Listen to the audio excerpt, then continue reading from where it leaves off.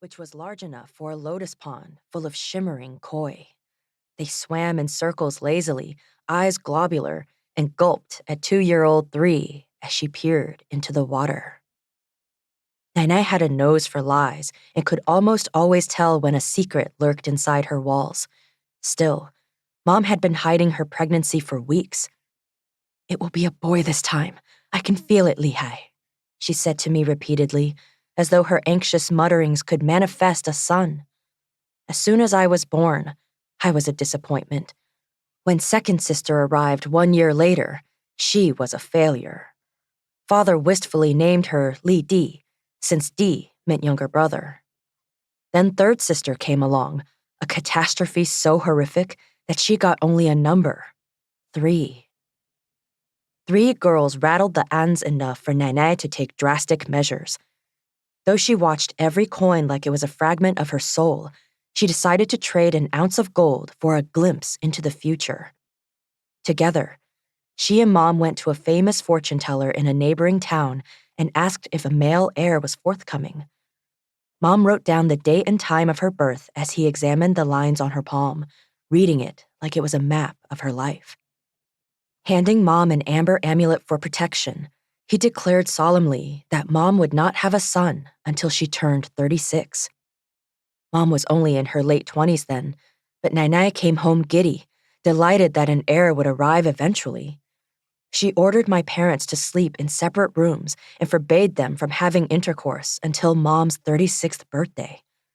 Lauding herself for her ingenuity, she boasted, "This will save us the expense of raising additional daughters." After all, girls were nothing more than wives for other people's sons. Father obeyed and set up his own bedroom, but he told Nainai that fortune tellers were a scam. "We make our own fate," he insisted, a feeble protest that she ignored. At night, Nainai remained a vigilant guard, monitoring the hallway with bizarre frequency. Despite her enthusiasm, even the fiercest dragon succumbs to slumber. A few months later, Mom became pregnant for the 4th time. "Don't tell anyone," Mom whispered to me, and continued her chores as though nothing had changed. Every morning, she woke up at 4 a.m. to cook breakfast for about 80 workers who lived on and tilled our land. They began work at dawn, so Mom had to grind flour by lamplight. She was a fantastic cook and made buns and dumplings like they were art. With deft hands, she could roll dough thin like paper for butterfly wontons, knead fluffy, airy dessert bun clouds, and pull springy, chewy bread that rose like soldiers saluting in the steamer. Despite our wealth, Nainai watched the pantry with military precision. Every evening, she weighed the flour to make sure that Mom wasn't being too generous to the workers. The food was never enough, so Mom snuck extra helpings where she could.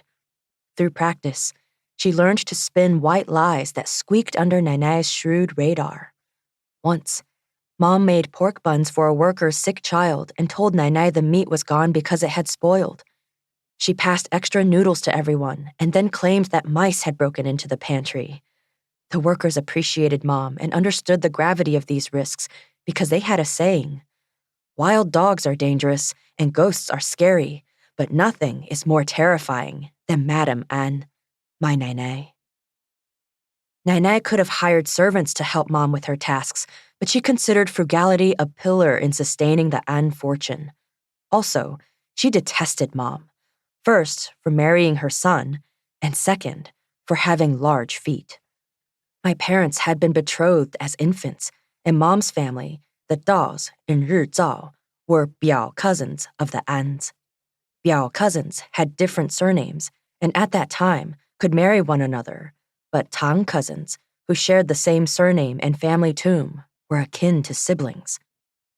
The Daos owned the majority of the ships in Rizhao's waters and prospered through maritime trade. A wealthy girl like Mom should have had properly bound feet, and my Laolao had tried to bind them.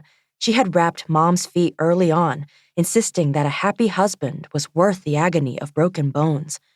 In Laolao's world of silk and porcelain, the freedom to walk was an acceptable price to pay for a man's affection. The Kuomintang, the nationalist government, however,